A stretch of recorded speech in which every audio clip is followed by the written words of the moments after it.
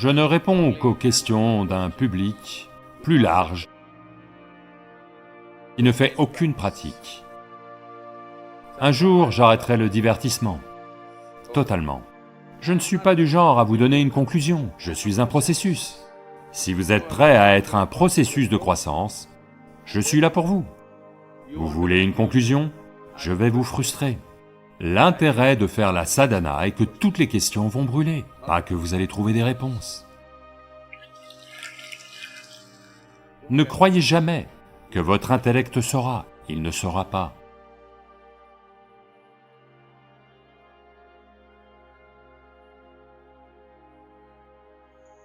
Namaskaram Sadhguru. Sadhguru, j'ai des centaines de questions. Je voudrais juste en poser une. Je voudrais savoir les pratiques que vous proposez, le Hatha Yoga, Shambhavi, Shaktisharana et le processus Samyama. Et si on pratique ça intensément, avec implication, est-ce que j'aurai des réponses à toutes mes questions?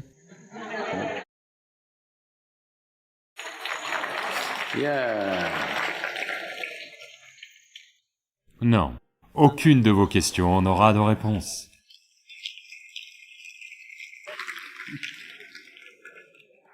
Je ne réponds qu'aux questions d'un public plus large qui ne fait aucune pratique. Ceux qui pratiquent intensément tous les jours, est-ce que j'accepte une seule de leurs questions ou réponds à une seule de leurs questions? Non, je ne le fais pas. Parce que l'idée derrière la sadhana est que toutes les questions vont brûler, pas que vous allez trouver des réponses.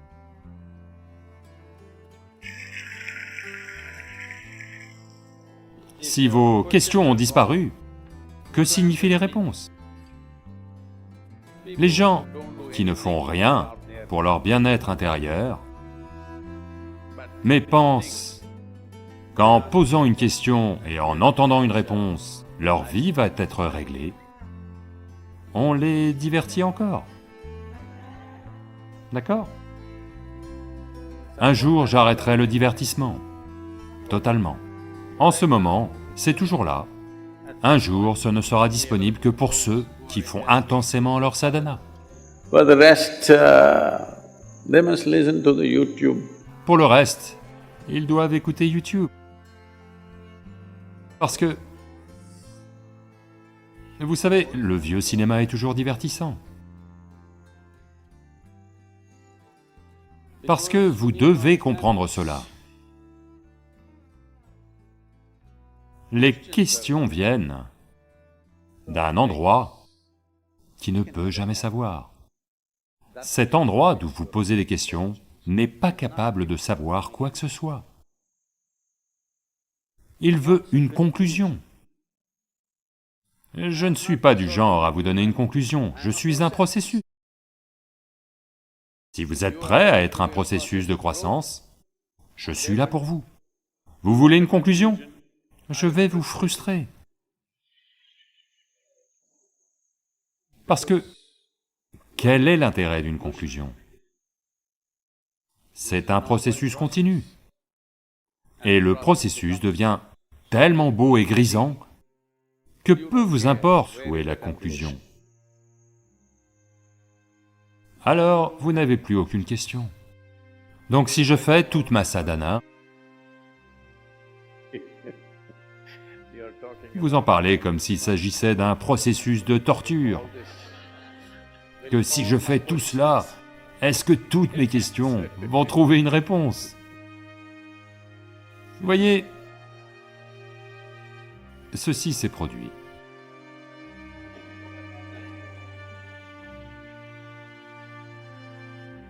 Shankaran Pillai. Hey, ce n'est pas juste, ce n'est pas toujours drôle, parfois c'est sérieux.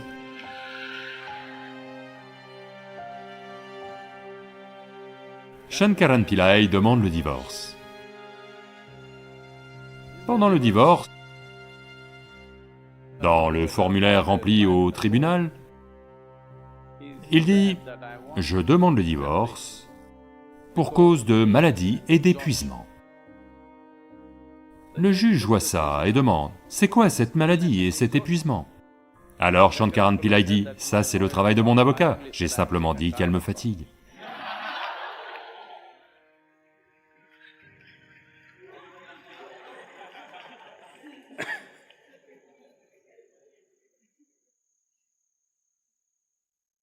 Donc on peut répondre aux questions de bien des façons. Donc, en tant que débutant, si vous avez des questions, parce que c'est ainsi que l'aspiration débute, sous forme de questions. C'est bien, on n'est pas contre les questions. Mais je veux que vous sachiez, l'endroit d'où toutes ces questions sont produites, cet endroit est incapable de savoir. C'est comme ça. Vous savez, faites-vous ceci? Ne le faites pas. Non, vous devez le faire quelque part, au moins dans votre salle de bain, vous devez faire ça. Vous ne devriez pas le faire partout. Donc pourquoi faites-vous cela? Pour nettoyer vos narines. Donc après un certain temps, si vous demandez « est-ce que mon doigt peut respirer ?» Il peut nettoyer le passage, mais il ne peut pas respirer. Alors ne croyez jamais que votre intellect saura. Il ne saura pas. Il pose des questions parce que c'est comme ça pour le moment, c'est bien. Rien de mal à ça.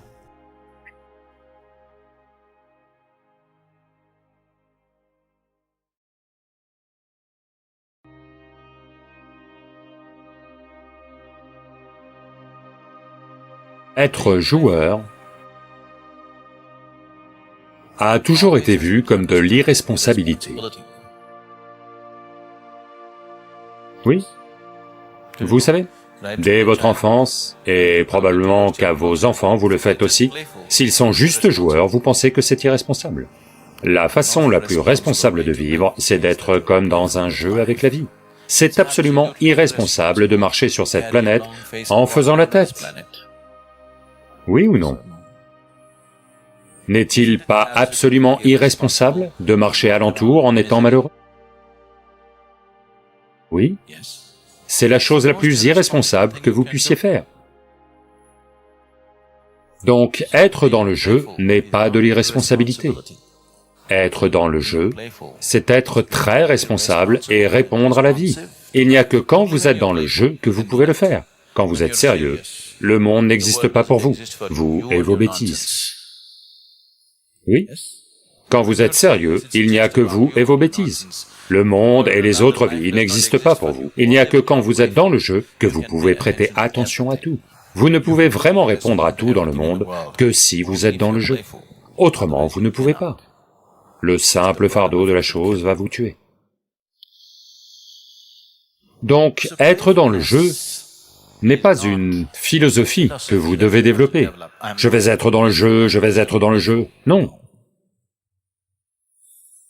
La science vous dit que toute l'existence n'est qu'une danse d'énergie. Il semble que les forces qui créent cette existence soient toujours dans le jeu. Toujours dans cette culture, la création a été décrite comme le jeu de Dieu. Quand ils ont dit « le jeu de Dieu », beaucoup de gens pensants se sont dit « oh, cet idiot joue avec ma vie, c'est pour ça tous ces malheurs ». Les forces de la création jouent en permanence. Si elles arrêtent de jouer, vous êtes fini. Oui. Toutes les forces de base ici, dans le corps lui-même, elles doivent jouer à fond. Alors seulement, tout va bien. Si elles arrêtent de jouer, ou si elles refusent de jouer, vous êtes cuit, vous êtes fini. Donc le jeu n'est pas que dans votre attitude. Ce n'est pas votre attitude, c'est l'attitude du Créateur, c'est l'attitude de la création. Si vous êtes en phase avec la création et le Créateur, être dans le jeu est très naturel. Il n'y a que quand vous n'êtes pas en phase avec ça, quelque part, vous avez été totalement asservi par votre processus mental, vos pensées, vos opinions, vos idéologies, vos choses bien et mal, vos morales, qu'alors seulement vous perdez votre caractère joueur. Si vous êtes en phase avec la vie, si vous êtes en phase avec la création ou le créateur, vous seriez naturellement dans le jeu. Vous avez commencé à ignorer la grande création et êtes devenu trop attaché à votre petite création qui a lieu ici. C'est pour ça que tout jeu a disparu. Si vous êtes en phase avec la grande création, il n'y a pas d'autre façon d'être, vous serez dans le jeu. Seul celui qui est dans le jeu peut vraiment s'attaquer aux problèmes du monde,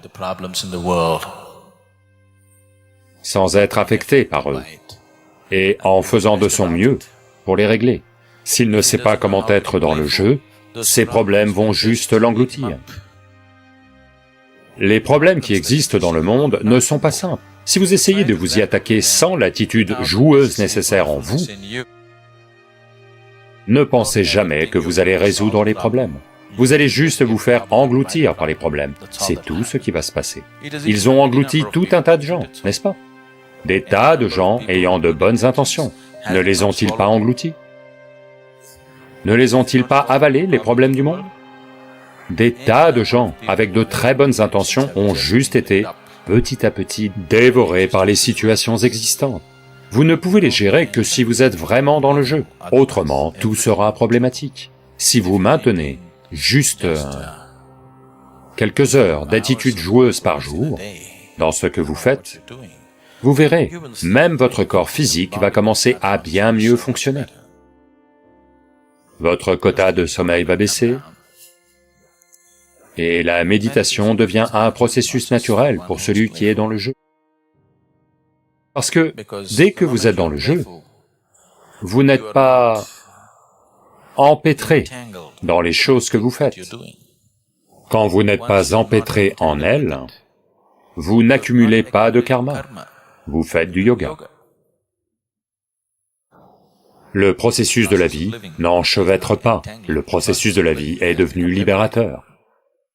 Donc vous ne faites plus du karma, vous faites du yoga à travers l'activité que vous effectuez. Une fois que vous faites du yoga toute la journée, à coup sûr, tout devrait s'améliorer, n'est-ce pas? Pour un débutant qui n'est pas encore accompli, l'activité est nécessaire. Et si vous ne faites pas en sorte que l'activité soit comme un jeu, l'activité tue. Toujours. Peu importe le type d'activité. Il y a différentes façons de traverser une situation, vous savez. Le Mahabharata en est une formidable illustration. Comment différents êtres humains traversent les mêmes situations. Parce que tout ce que Krishna traverse, à plus petite échelle, les gens autour de lui le traversent. Comment il le traverse et comment lui le traverse, comment différents types de personnes le traversent, les mêmes situations. Le Mahabharata est un formidable document là-dessus. Comment différents types de personnes à différents niveaux de conscience existent et traversent les mêmes situations. Quand il y a un problème, vous voyagez ou vous êtes au bureau, un problème survient. S'il y a 10 personnes, comment ces 10 personnes vivent-elles ce petit problème qui est survenu? L'un va s'arracher les cheveux et paniquer, un autre va bondir sur quelqu'un, un autre se frappe la tête, un autre regarde ce qu'il peut faire, un autre... Voyez-vous ces choses avoir lieu? La même situation donnée. Donc fondamentalement, c'est ce qu'est le Mahabharata.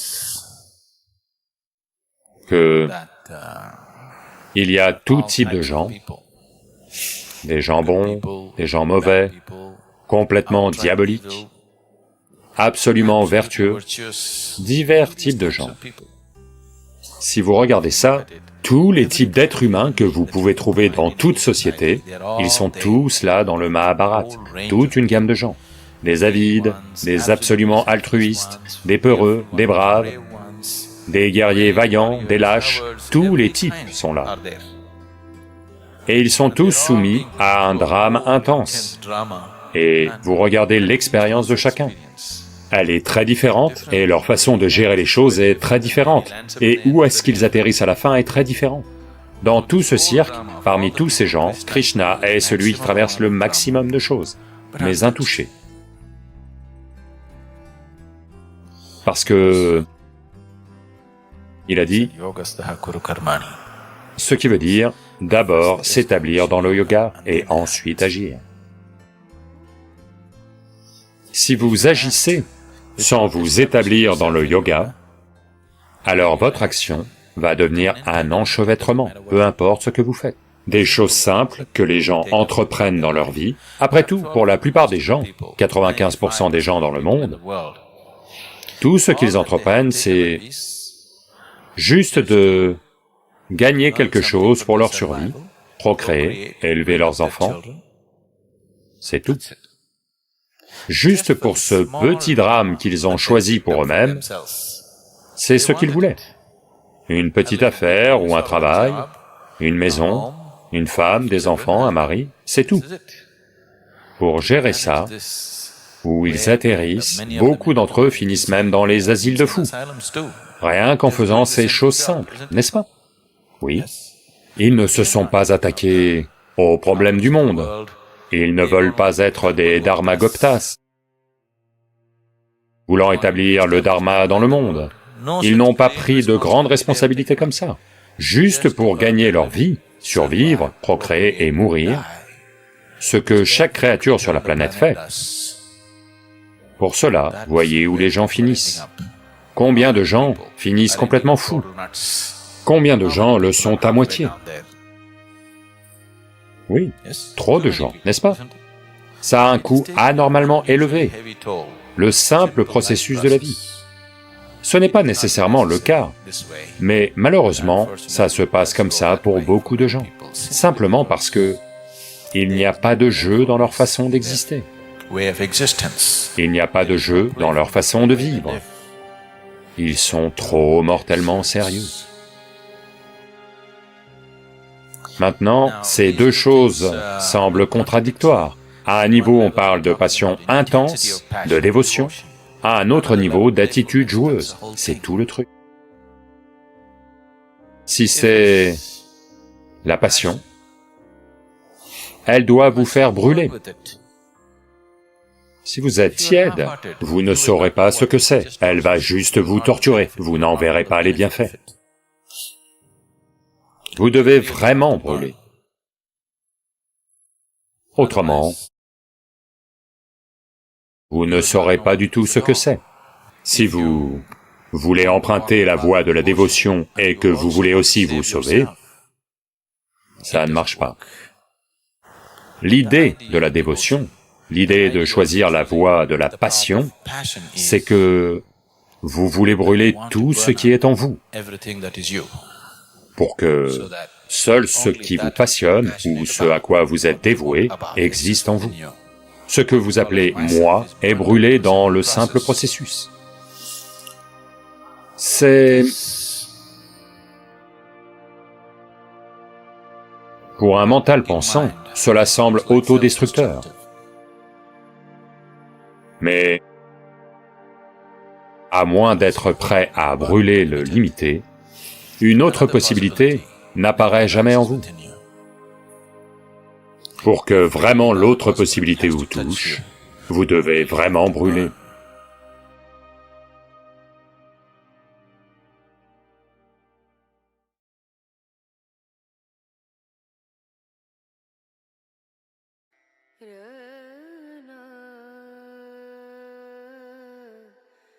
Il a dit, mieux vaut marcher seul que marcher avec un idiot.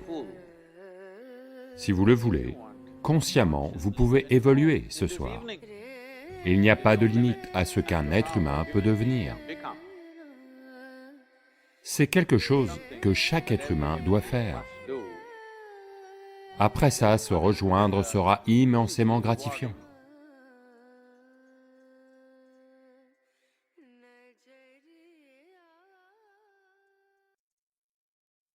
Lorsqu'on a demandé à Gautama le Bouddha,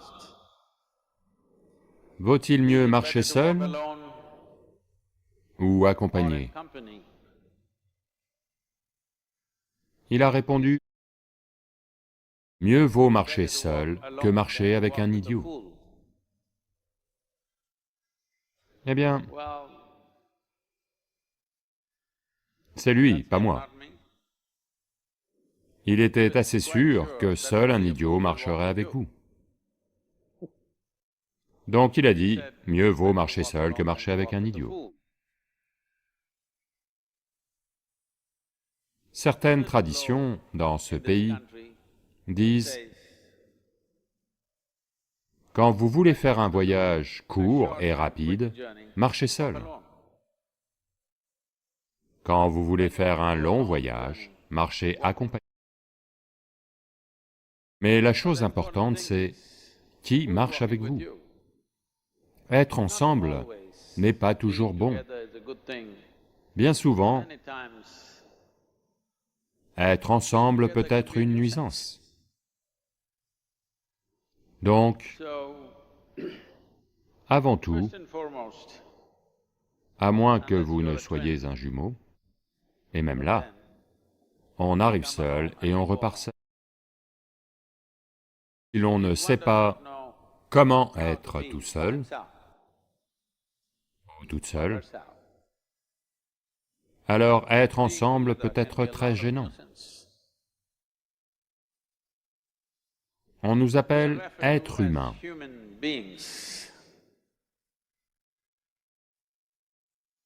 Être humain veut dire que chaque créature est ce qu'elle est simplement du fait de ce qu'elle fait.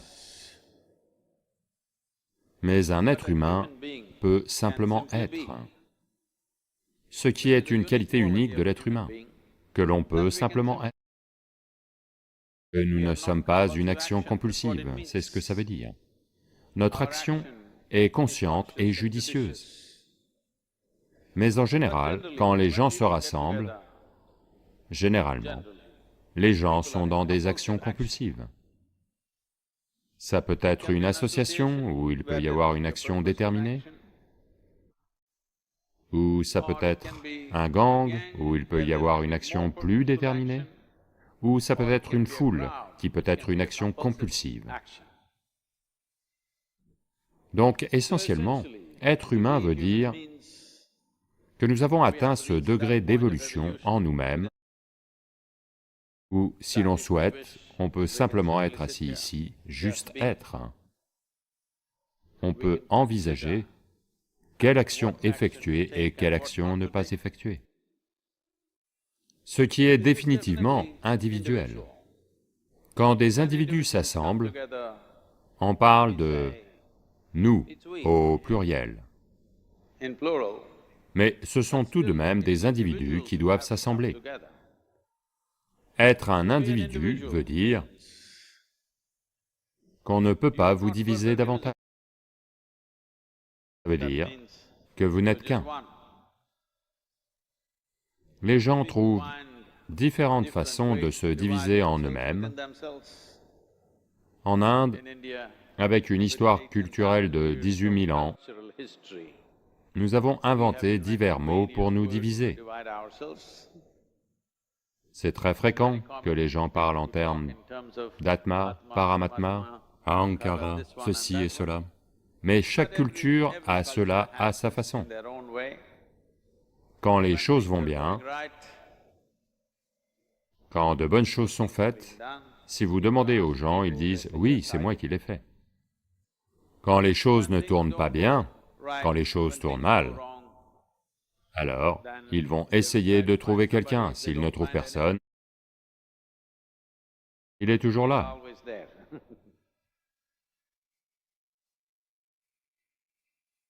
Quand ils sont vraiment merveilleux, bien sûr, ils deviennent fiers d'être aussi merveilleux. Quand ils deviennent méchants, ils disent « c'était mon ego ». Monsieur Ego est toujours un coupable idéal. Donc individu veut dire que si je suis merveilleux, c'est moi, si je suis méchant, c'est moi. Vous tous, êtes-vous merveilleux 24 heures sur 24? Allô? Êtes-vous merveilleux 24 heures sur 24? Non, non, parfois merveilleux, parfois méchant, parfois beau, parfois laid, c'est ok. Si l'on comprend que c'est moi qui suis capable d'être absolument merveilleux, et c'est moi qui suis capable d'être absolument horrible à un autre moment, alors, progressivement, le nombre de moments de méchanceté va sans cesse diminuer. Si je vois ce qui est merveilleux, c'est moi, ce qui est méchant, c'est... En Inde, on a beaucoup de mots, c'est mon karma, qu'est-ce que j'y peux? Non, vous devez corriger. Être un individu est très important. Ça veut dire qu'on ne peut pas vous diviser davantage. Si je suis merveilleux, c'est moi, si je suis méchant, c'est moi. Si je réussis, c'est moi, si j'échoue, c'est moi. Vous devez régler cela. Je vous pose juste une question simple. En celui-ci, combien de personnes? Allô? Combien de personnes en vous? Une, deux? Une seule. Si vous êtes un être humain normal. Si vous êtes plus d'un, vous êtes soit schizophrène, soit possédé. Vous avez besoin soit d'un psychiatre, soit d'un exorciste. Mais vous verrez, chaque fois que les choses ne tournent pas bien, un autre gars va surgir de quelque part. Donc, devenir un individu veut dire que vous avez tué toutes ces apparitions et juste dit, c'est... ce qui est moi a beaucoup de dimensions. Si je ne vois pas que ceci est un individu, je ne peux pas le diviser davantage, alors il n'y aura pas de transformation. S'il n'y a pas de transformation, si les gens s'assemblent dans cet état, il y aura plus de pagaille que de solutions. Toutes les créatures restent ensemble, que ce soit diverses créatures sauvages, la plupart restent ensemble. Même les singes, qui ne sont qu'un cran derrière nous, eux aussi sont en groupe. Il n'y a que l'être humain qui peut s'asseoir seul et se transformer lui-même ou elle-même, parce que ceci est la prérogative d'être humain, que l'on peut simplement être. C'est pour ça qu'on vous appelle être humain, vous êtes capable d'être, vous n'êtes pas dans un état compulsif d'activité. Si vous voulez, consciemment, vous pouvez évoluer. Ce soir, vous pouvez évoluer, si vous en avez la volonté. Ça ne prend pas 1 million d'années, parce que notre évolution n'est plus biologique, notre évolution est consciente. Pour toute autre créature, elle est fixée. La nature a défini 2 lignes, entre lesquelles toutes les autres créatures vivent et partent. Mais une fois que vous arrivez en tant qu'être humain, il n'y a que la ligne du bas, il n'y a pas de ligne du haut. Il n'y a pas de limite à ce qu'un être humain peut devenir. Donc avant de nous associer avec des gens, il serait bon, chaque jour, le matin ou pendant une certaine période de votre vie, de se retirer pour passer un peu de temps avec soi-même et voir comment, de quelle façon, ceci peut être un peu mieux qu'il ne l'était hier. Cette vie, comment elle peut être une vie un peu meilleure qu'elle ne l'était hier? Parce que la plupart des gens se rejoignent pour leurs besoins. Pour satisfaire leurs besoins, les gens se rejoignent. Certains se rejoignent pour atteindre un but ou pour une cause. Certains se rejoignent pour manger, boire et être ensemble parce qu'ils ne peuvent pas être seuls. C'est quelque chose que chaque être humain doit faire. Un certain temps, vous faites une chose, juste 24 heures. Prenez congé de tout, pas aujourd'hui, là vous êtes parmi des gens. À un moment où vous faites une pause, juste 24 heures. Et ne lisez pas, ne regardez pas la télévision, n'utilisez pas de téléphone.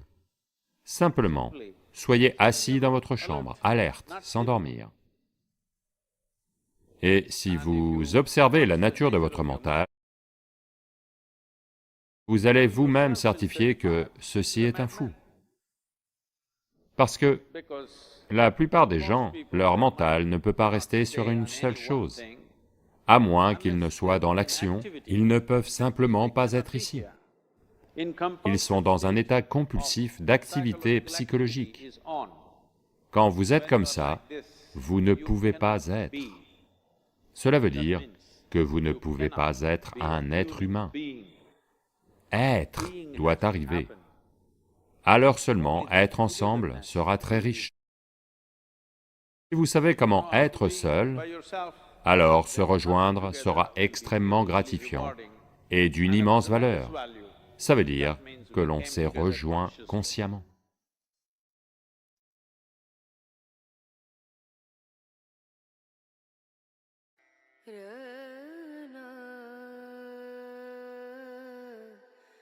Eh bien, une tragédie est en cours. La plupart des gens ne verront les tragédies que lorsqu'elles arrivent avec un boom. Mais si vous êtes sensible, vous pouvez voir que ça a lieu tout autour de vous. Ce n'est pas que tout à coup on a pensé au mouvement « Sauvons les sols ». Ces 26-27 dernières années, nous travaillons là-dessus.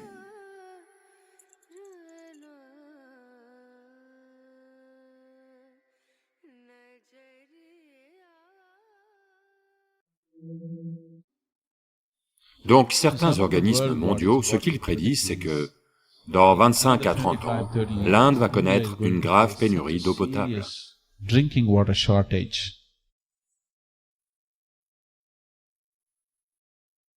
Ces 15 à 20 dernières années, beaucoup de petits ruisseaux et de rivières que vous voyiez quand vous étiez enfant n'existent plus. Ils ont juste disparu.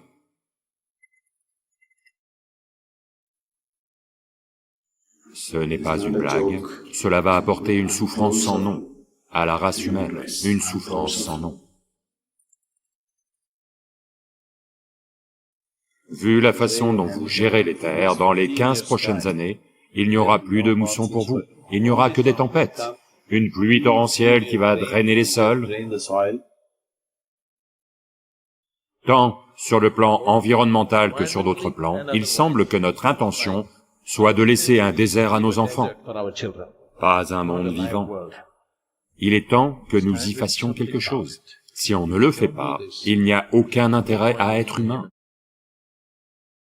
Ces 60 millions de personnes au Tamil Nadu, s'ils réalisent ce qui doit être fait, en seulement 5 ans, toute la région peut être verte.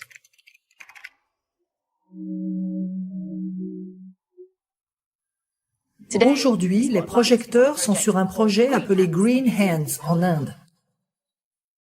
Nous avons lancé une campagne de masse et j'ai passé 6 ans à planter des arbres dans la tête des gens. C'est le terrain le plus difficile, croyez-moi.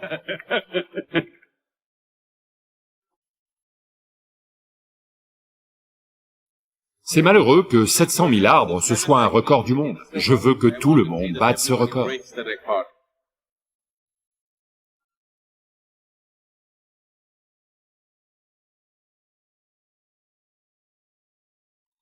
Si vous plantez 114 millions d'arbres au Tamil Nadu, 33% du territoire sera sous couverture végétale. Donc une heure est venue, si l'on ne corrige pas ça, il n'y aura plus rien à corriger au bout d'un moment. L'idée de planter des arbres vient essentiellement du fait qu'on veut sauver les sols. Si les agriculteurs se suicident, sachez que ce n'est pas à cause de la banque, c'est la terre. La terre devient de plus en plus faible.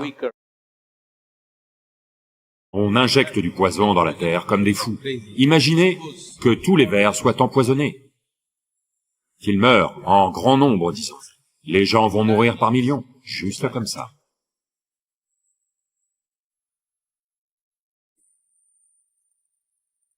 J'ai fait voir à des milliers de personnes que ce qu'ils expirent, les arbres l'inspirent. Ce que les arbres expirent, ils l'inspirent. Amenez cette expérience aux gens, que ce que vous pensez être vous ne se limite pas aux frontières de votre nature physique, ça va bien au-delà. Ceci n'est pas une manifestation, ni une agitation. C'est une campagne pour faire prendre conscience que nos rivières s'épuisent.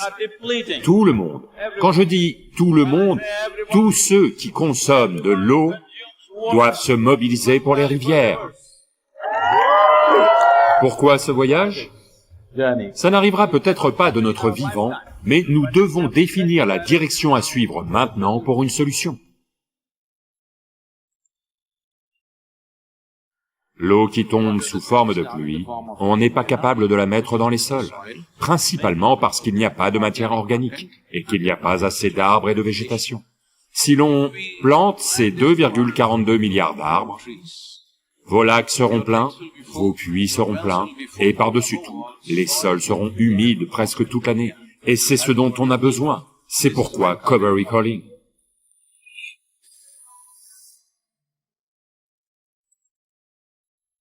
Le corps même que nous portons provient des sols. Si les sols ne sont pas riches et en bonne santé, ce corps et toutes les autres vies ne peuvent pas aller bien. Donc, en termes d'écologie, en termes de changement climatique, la chose la plus importante, c'est que l'on doit avoir une approche consciente de la façon dont on gère les sols, de la façon dont on régénère les sols, de la façon dont on revitalise les sols.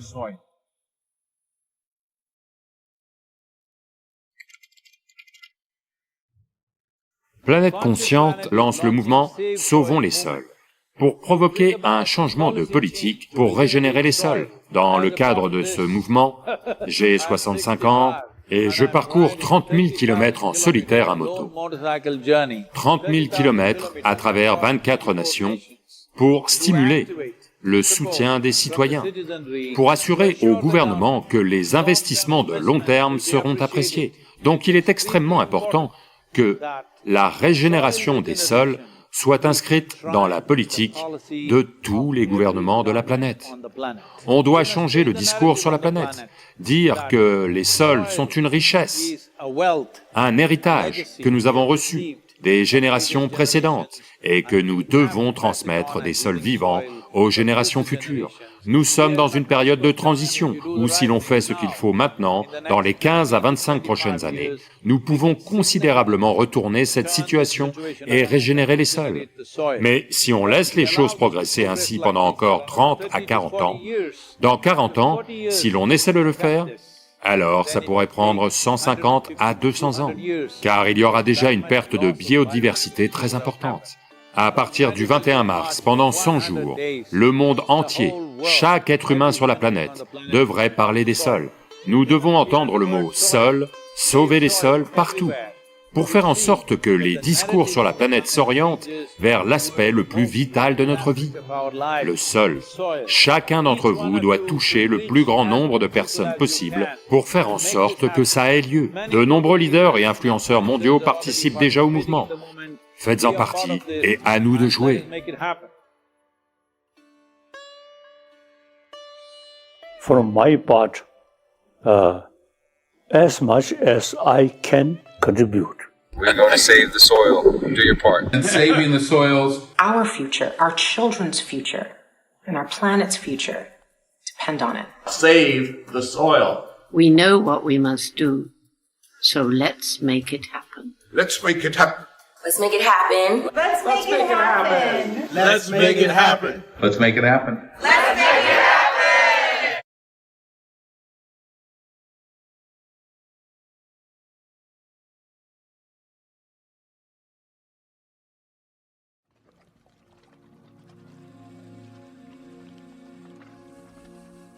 Namaskaram Sadhguru.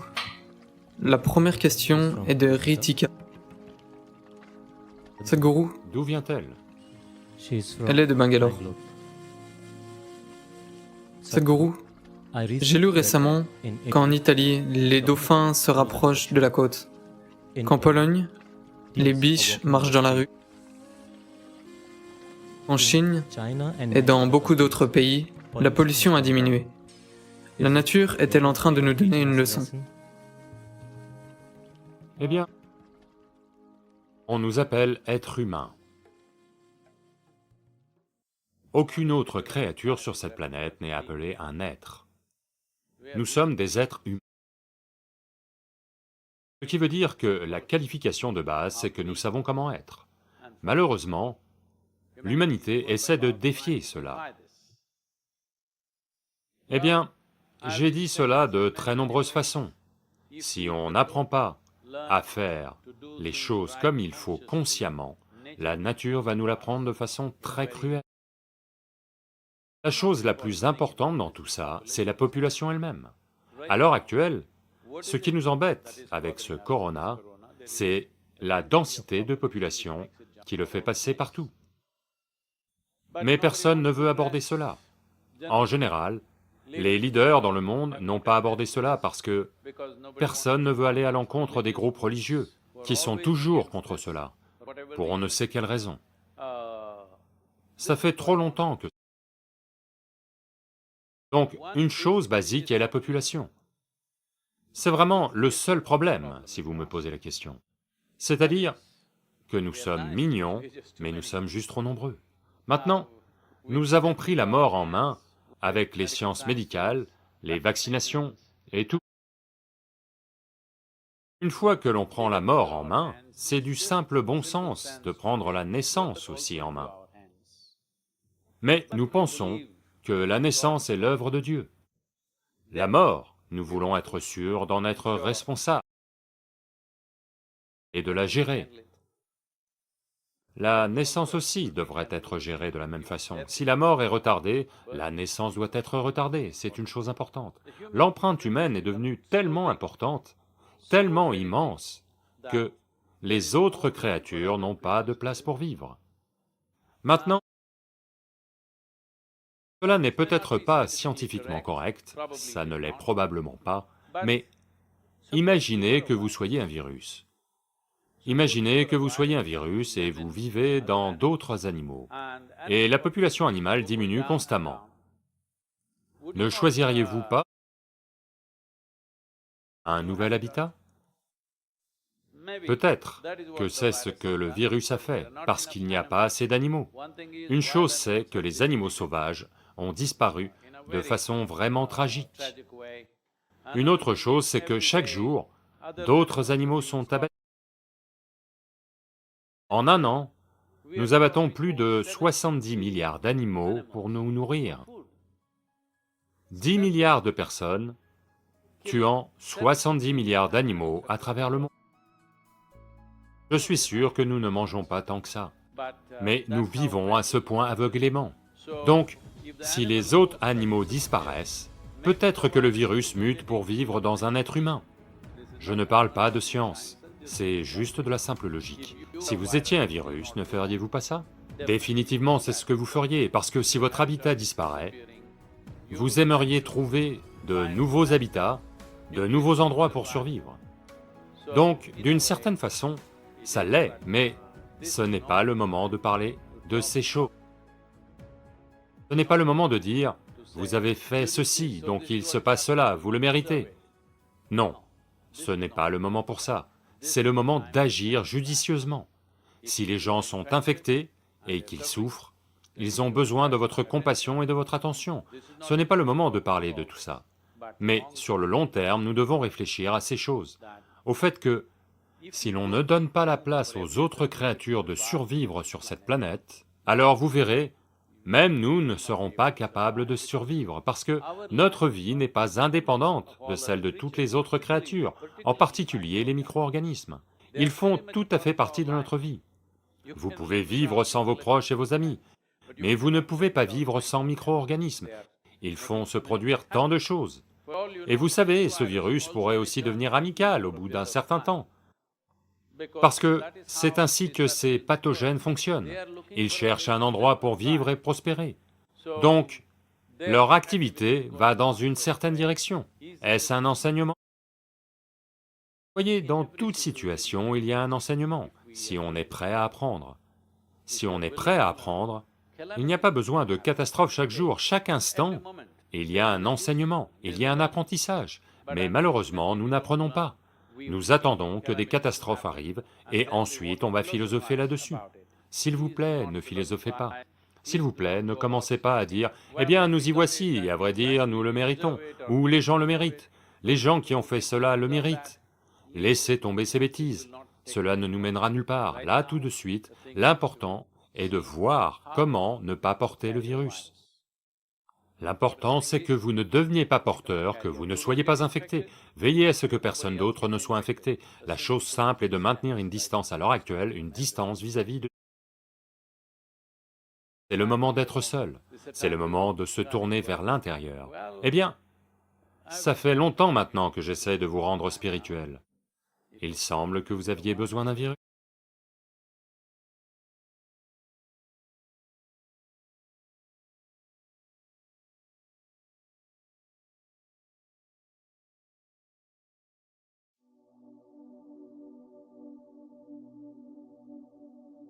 C'est tout à fait possible pour tout être humain, s'ils font juste quelques petites choses comme il faut, sur la façon dont ils s'assoient, se tiennent debout, respirent, mangent, s'ils prennent juste soin de quelques petites choses, un processus simple. Chaque être humain est capable de vivre de façon très énergique tout au long de sa vie. Ojas veut dire que c'est une dimension non physique d'énergie. S'il y a suffisamment d'ojas autour de vous, vous êtes bien lubrifié. Vous allez traverser le monde sans effort. Vous allez voir que, pour certains, le passage à travers ce monde est terriblement difficile. Pour certains, où qu'ils aillent, ils vont passer en douceur. Avez-vous vu ça? Même vous, à un certain jour, on dirait que le monde entier coopère avec vous. À un autre jour, tout un monde semble se dresser contre vous. Avez-vous remarqué cela?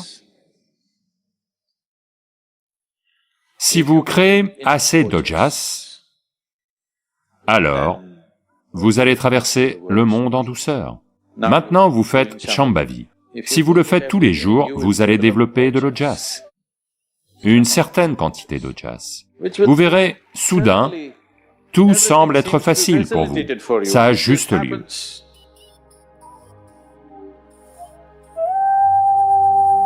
Si vous générez assez d'ojas pour envelopper toutes les cellules de votre corps, de cela, eh bien, vous ne serez pas juste en bonne santé, vous allez déborder de santé. Ça pourrait fortement inverser le processus de vieillissement, ce que l'on a, de nombreuses façons, documenté. À travers diverses recherches scientifiques, et il y a des facultés de médecine qui le mesurent. Et par-dessus tout, eh bien, je suis la preuve vivante que la santé n'est pas quelque chose dont vous vous souciez. La santé n'est pas une sorte de diagnostic pour dire que vous êtes en bonne santé. C'est une façon de maintenir la vie dans un sentiment débordant d'exubérance. Donc, apporter de l'oxygène dans le sang est l'une des choses importantes, parce que, à quel point le corps est en bonne santé, la facilité avec laquelle il se régénère dépend d'un taux élevé d'oxygène dans le sang. Et cette capacité va diminuer.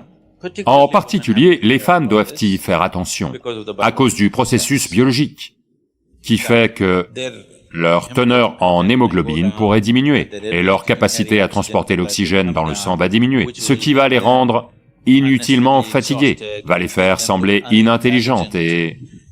Oui.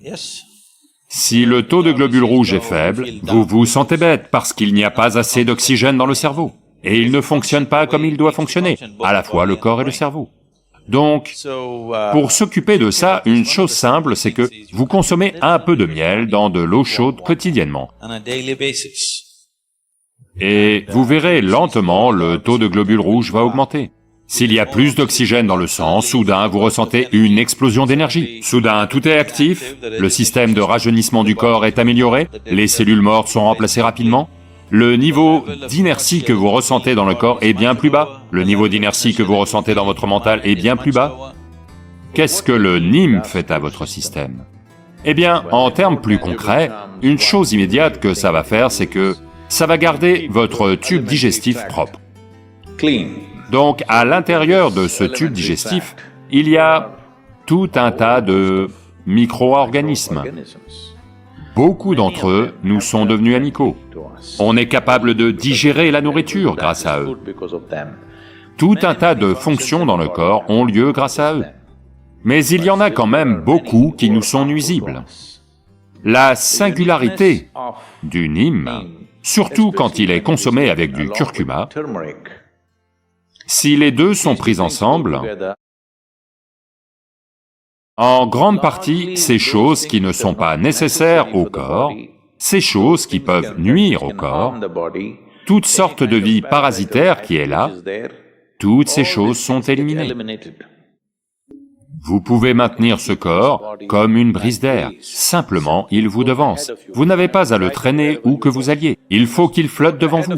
Vous pouvez le maintenir comme ça avec un petit peu de pratique de yoga, très peu je dis. Si vous investissez 20 à 30 minutes par jour sur votre bien-être, vous pouvez faire ça en mettant juste le bon type de carburant. Je ne vous dis pas mangez comme ci, mangez comme ça, expérimentez juste et voyez, d'accord? Expérimentez juste et voyez. Ce soir, quand vous mangez, au lieu de manger de la nourriture cuite, mangez juste des fruits et voyez. Demain matin, vous n'aurez pas besoin de réveil, vous allez vous réveiller avant l'alarme. Ce que vous devriez faire, c'est que, aujourd'hui vous commencez par 10% de nourriture crue, fruits, légumes, peu importe. Demain, passez à 20%, 30%, et ainsi de suite. Dans 9 jours, vous passez à 100%. Ensuite, vous diminuez. Si vous avez une quelconque maladie physique, maintenez ça pendant 5 à 7 jours. Si vous êtes en bonne santé, maintenez ça pendant 1 ou 2 jours, et diminuez de 10% par jour. Diminuez jusqu'à 50%, maintenez ça, et voyez. Pour la plupart des gens, ça va fonctionner au mieux. Si vous voulez un peu plus ou moins, vous pouvez ajuster en fonction. C'est quelque chose, vous devez trouver votre propre rythme en vous-même.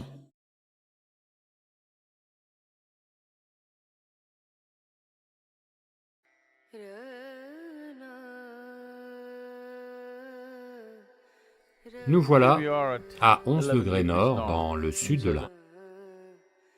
C'est un temps idéal pour le café, et il y a des endroits dans le sud de l'Inde qui sont des montagnes de café. Je veux dire, ils font pousser du café ici. Pendant ma jeunesse, j'ai passé beaucoup de temps à Coorg, et ces montagnes sont couvertes de café. C'est le pays du café. Dans quelques mois, courant février, janvier et février, le café se met à fleurir. Quand les plants de café sont en pleine floraison, toute la montagne devient partiellement blanche, du fait des fleurs blanches, des fleurs comme celles du jasmin. Et bien que les grains soient revigorants, le parfum des fleurs de café est absolument enivrant et captivant. Il est très difficile d'expliquer ou d'exprimer cette expérience. Je l'ai ressenti de nombreuses fois, et il y a quelques années, j'ai emmené quelques personnes à qui je voulais faire connaître et faire éprouver cela. Et étant là, dans une montagne de café, ou une caféière, comme on les appelle, je ne pouvais pas ne pas écrire quelque chose sur le café. Étant dans le Tamil Nadu maintenant, bien qu'on ne fasse pas beaucoup de café ici, au Tamil Nadu, à part à Yercaud, qui est à côté de Salem, les Tamils sont des buveurs de café. Ils se réveillent pour la journée, non pas à cause du soleil, mais principalement à cause du café. Et ils ont en quelque sorte maîtrisé la concoction. Probablement que le café filtre du Tamil Nadu se distingue de tous les autres dans le monde. Ils ont développé un système pour extraire le meilleur des grains de café. Même si vous leur donnez un café de très mauvaise qualité, ils vont produire un grand café. Voici une ode au café. Une ode au café. Tout comme la graine ne révèle pas la forme de l'arbre, l'innocence du visage de l'enfant ne révèle pas le sage ou le sorcier à venir. La blanche beauté d'une fleur, au parfum rivalisant avec le jasmin majestueux, ne révèle pas la folle concoction asservissante de La moitié du monde s'est soumise à toi, l'autre moitié est soit ignorante de ta magie, soit devenue ascète et a refusé de succomber à toi. De toutes les ruses de l'homme, pour extraire plaisir et nourriture du sein de la terre-mère, tu te distingues comme étant celle qui inspire une foi farouche et inextinguible. Tu as éclipsé le Seigneur de la lumière, tu as éclipsé le Seigneur de la lumière, car pour le fidèle, l'aube c'est toi, pas le soleil.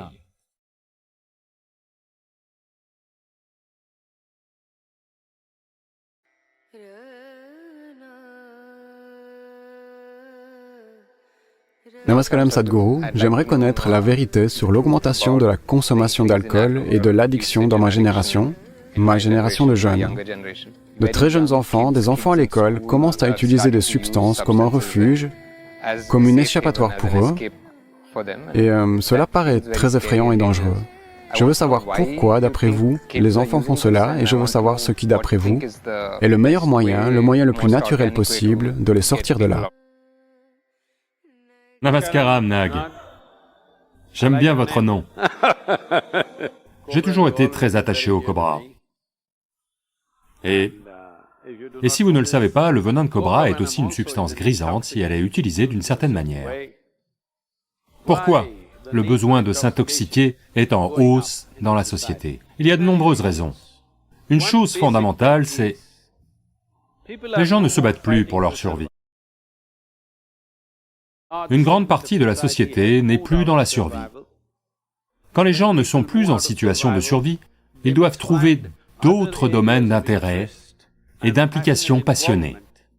Si cela n'a pas lieu, le besoin de plaisir et le besoin de s'intoxiquer vont naturellement augmenter dans cette dite société.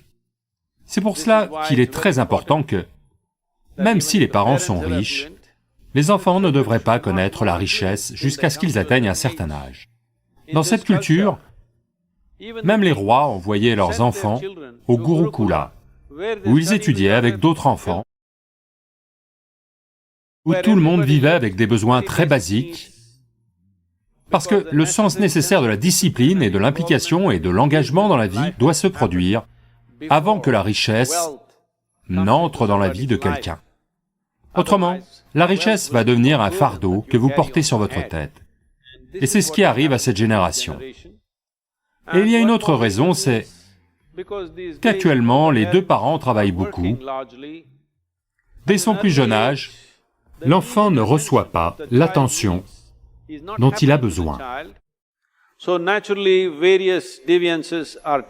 Donc, naturellement, diverses mauvaises habitudes sont prises, et il n'y a pas assez d'activité physique. Quand vous ne jouissez pas de la forme physique de votre corps, alors s'intoxiquer sera la seule chose dont vous jouirez. Si vous ne jouissez pas de la vivacité et de la vitalité de votre organisme, alors s'intoxiquer devient la seule solution.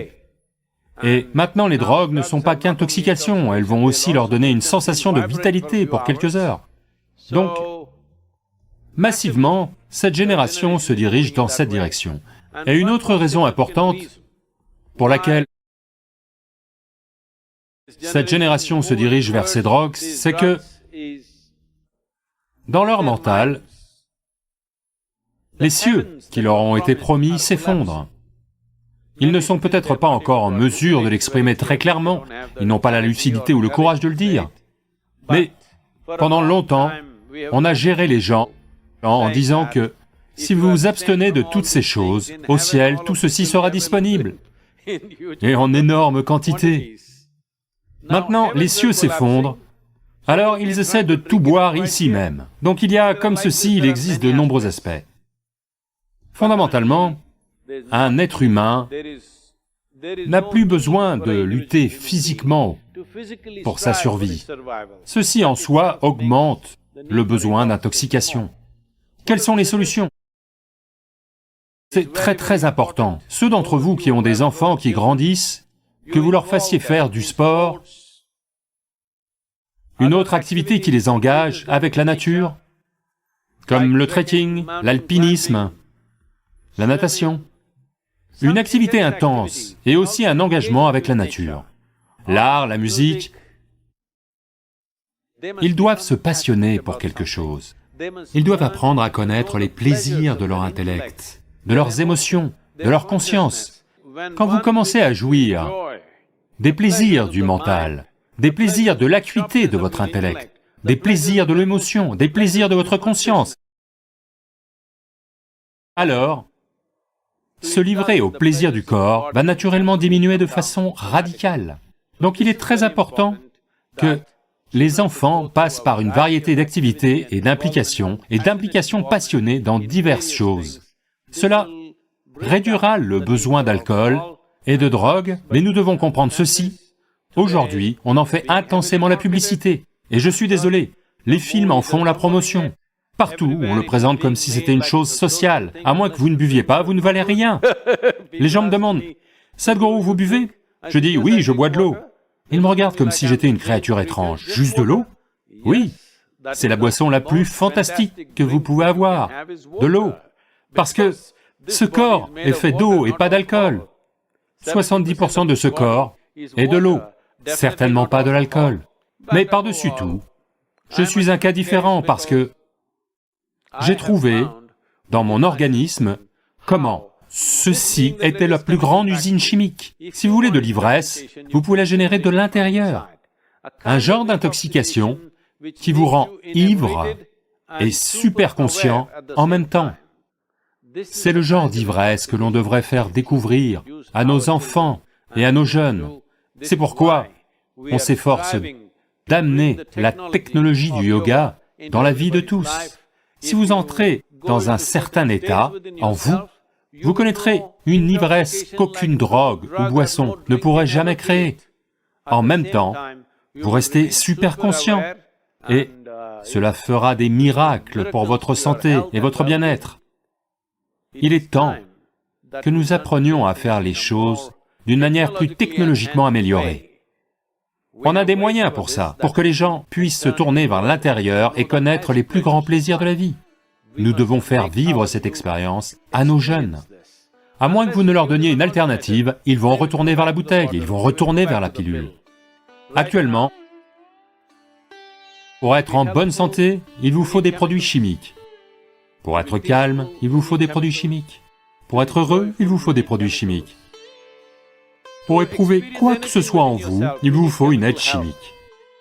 Donc vous devez comprendre, quand une génération utilise des produits chimiques ainsi, si 90% des gens commencent à utiliser des produits pharmaceutiques et d'autres types de produits chimiques quotidiennement, la prochaine génération que nous produisons sera à bien des égards moindre par rapport à ce que nous sommes. C'est un crime contre l'humanité.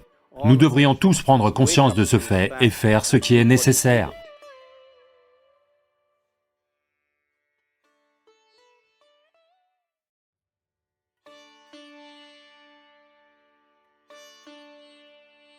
Être chanceux par accident n'est pas la bonne façon d'exister. Cette affaire de destinée est une bonne assurance pour couvrir votre échec. Ce qui croise notre route n'est pas entre nos mains, mais ce qu'on fait avec est à 100% entre nos mains. Sadhguru, j'ai travaillé très dur pour être parmi les premiers aux examens d'entrée et avoir une place ici. Mais mon frère me dit que c'est ma destinée qui m'a fait arriver ici. Est-ce vraiment ma destinée ou mon travail acharné qui m'a fait arriver ici? Votre frère, où est-il arrivé?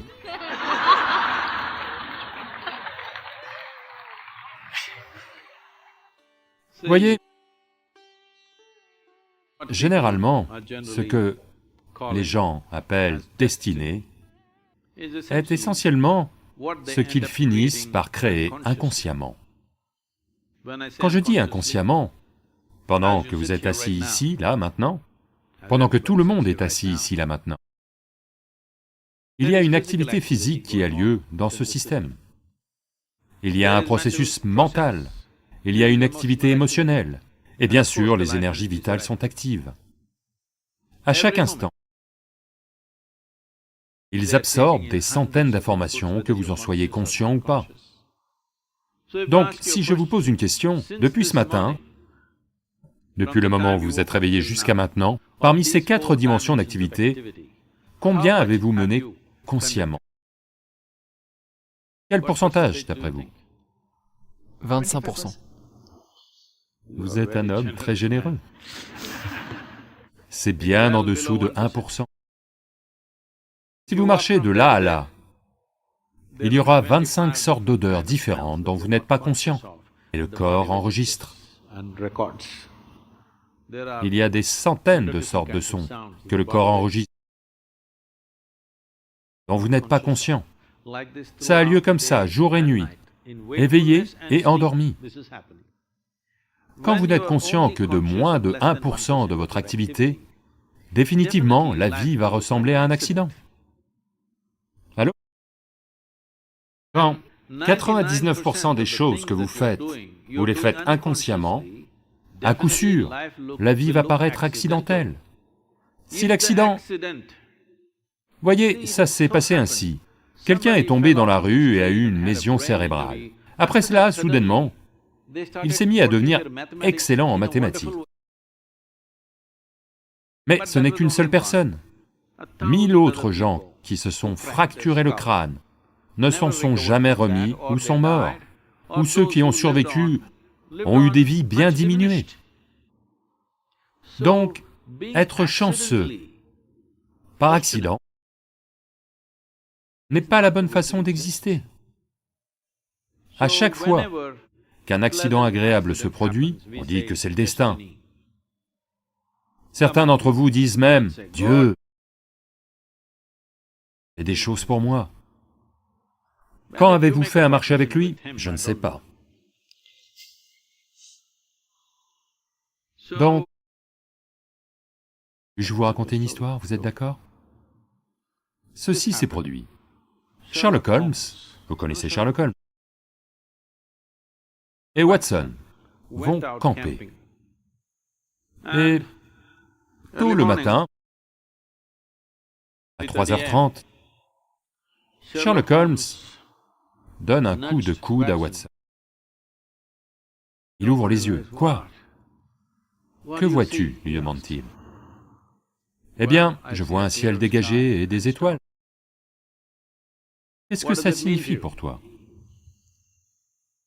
Il dit, « Eh bien, ça veut dire que demain sera une magnifique journée ensoleillée. » Alors il demande, « Qu'est-ce que ça signifie pour toi ?» Il dit, « Ça veut dire que quelqu'un a volé notre tente. »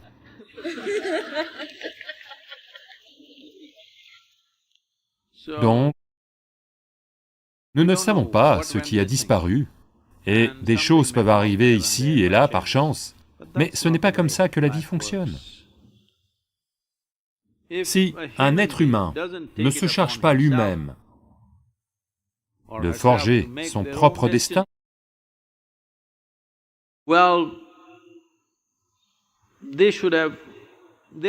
ils ont encore un problème d'évolution.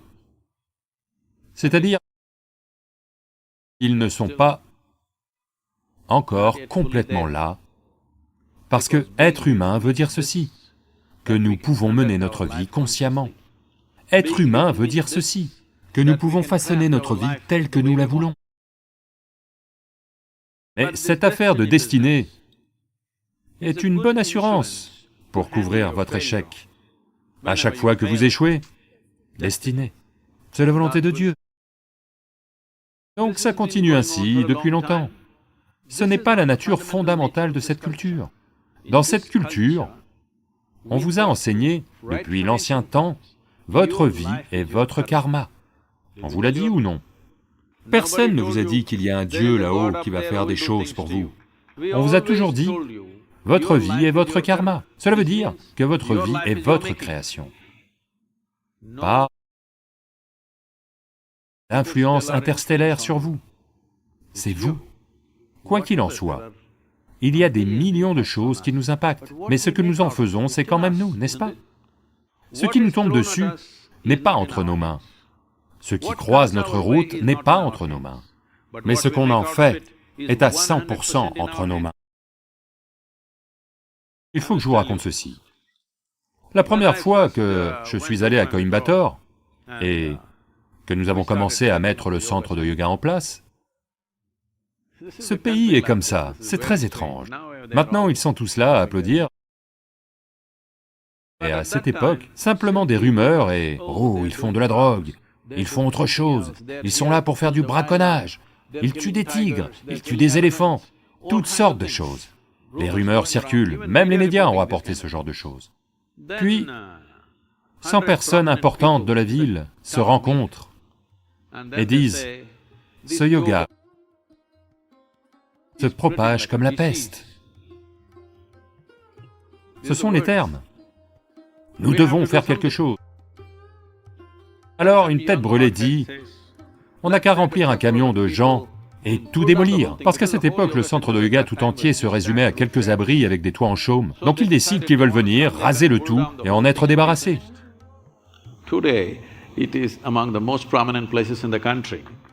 Aujourd'hui, c'est l'un des lieux les plus importants du pays. Donc, quand ils ont dit ça, il y avait un vieil homme, qui n'est plus de ce monde, un sage, qui dit, « Voyez, vous ne savez pas à qui vous avez affaire. Je connais cet homme. Si vous lui jetez des pierres, il va construire quelque chose avec ces pierres. Ne jetez pas de pierres à cet homme. » Donc, ce qui vous tombe dessus, vous ne pouvez pas en décider. Mais ce que vous en faites, c'est votre affaire. N'est-ce pas? C'est là que vous pouvez imprimer votre marque. C'est là que vous êtes, pour prouver qui vous êtes. Parce que vous ne pouvez pas décider de ce qui vous tombe dessus, mais vous pouvez à coup sûr décider de ce que vous faites, de tout ce qui vous tombe dessus, quoi que ce soit.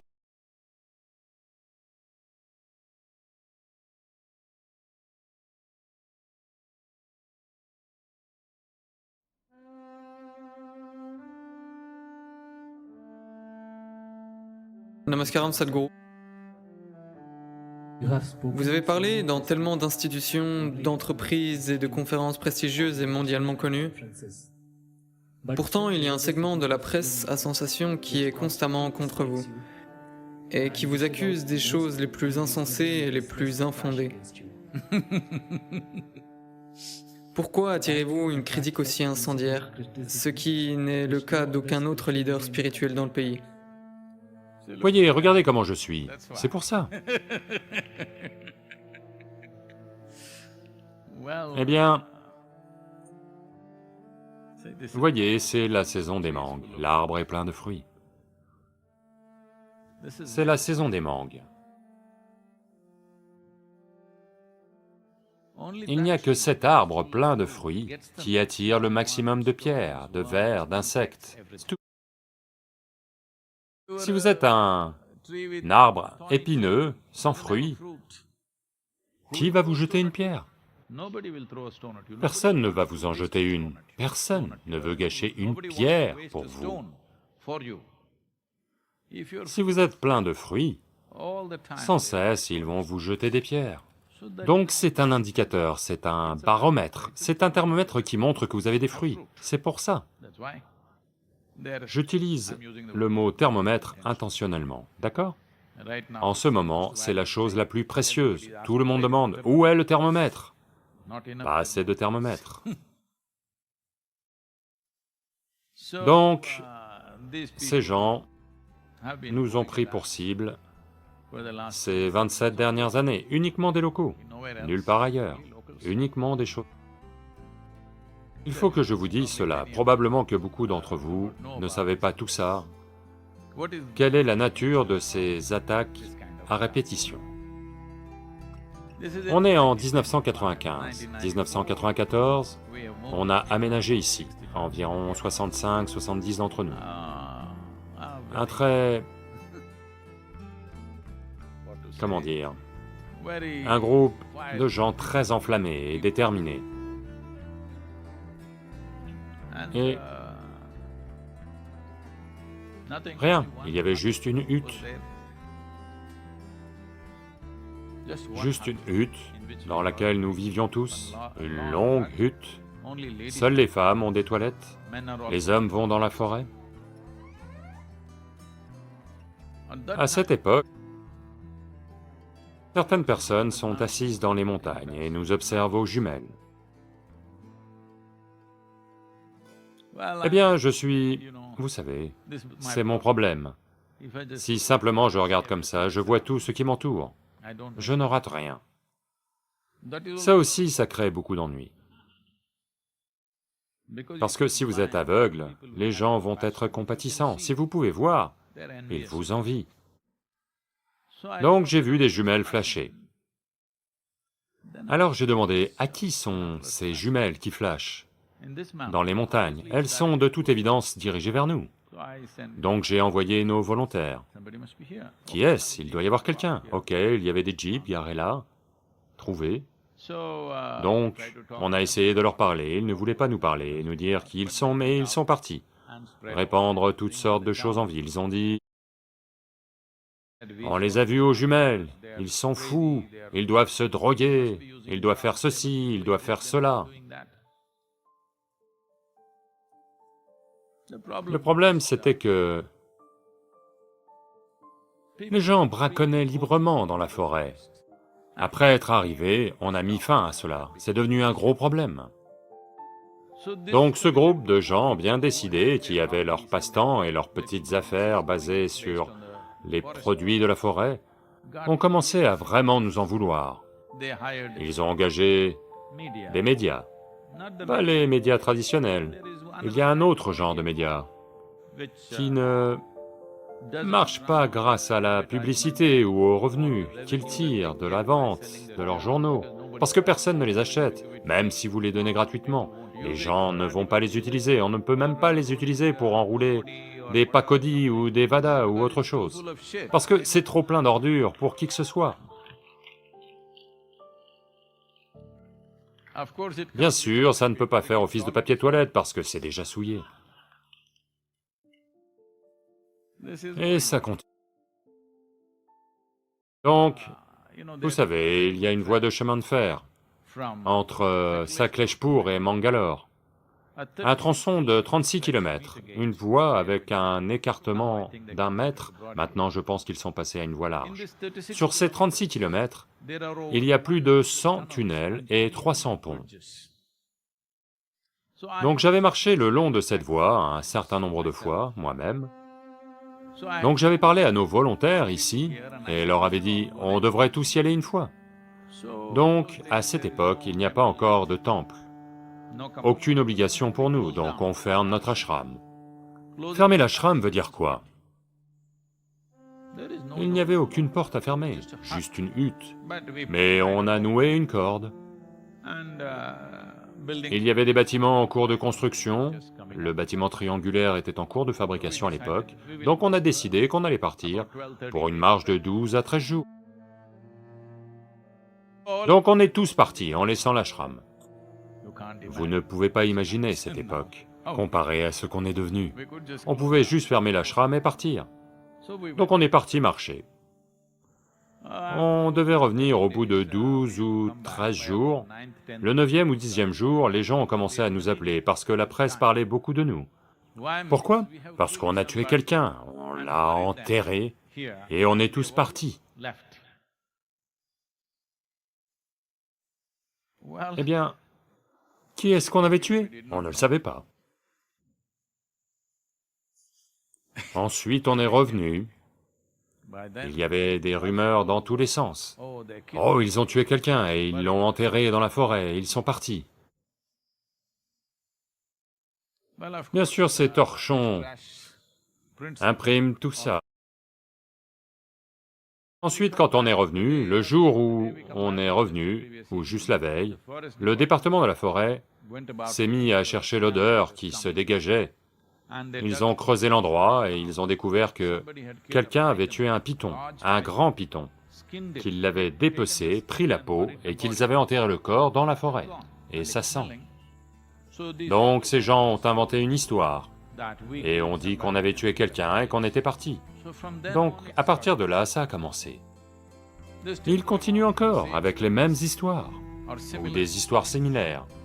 Nous, on est allés de l'avant et on a beaucoup avancé, mais ces gens sont malheureusement toujours au même point. Je veux qu'eux aussi aillent de l'avant, mais, vous savez, trop profondément dans la bouse.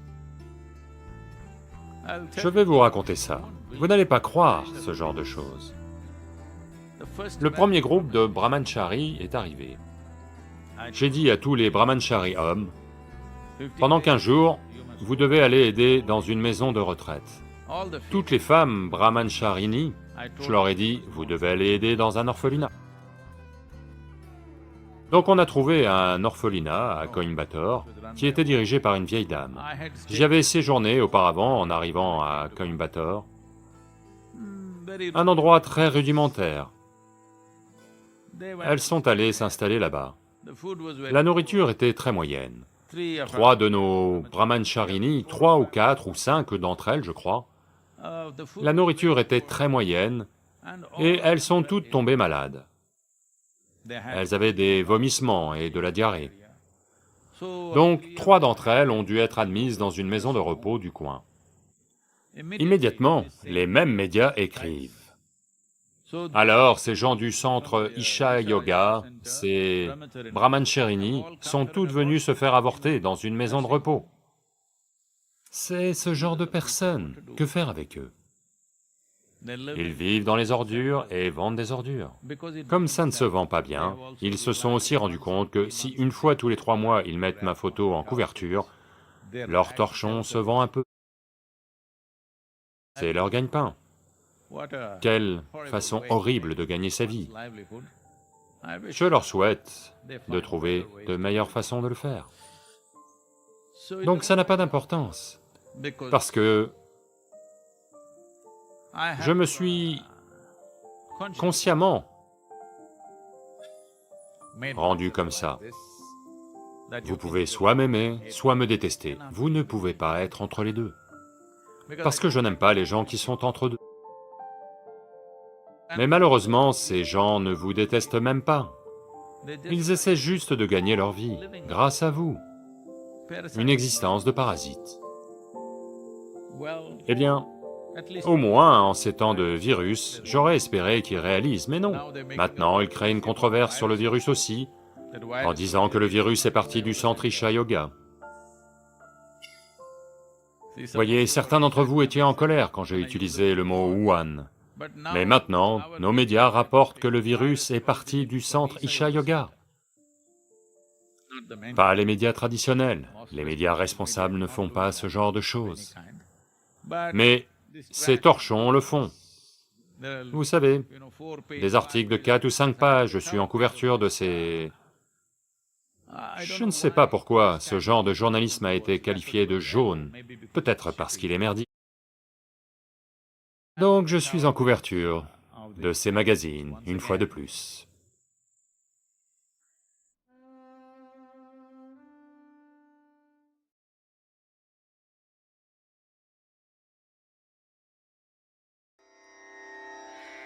Ra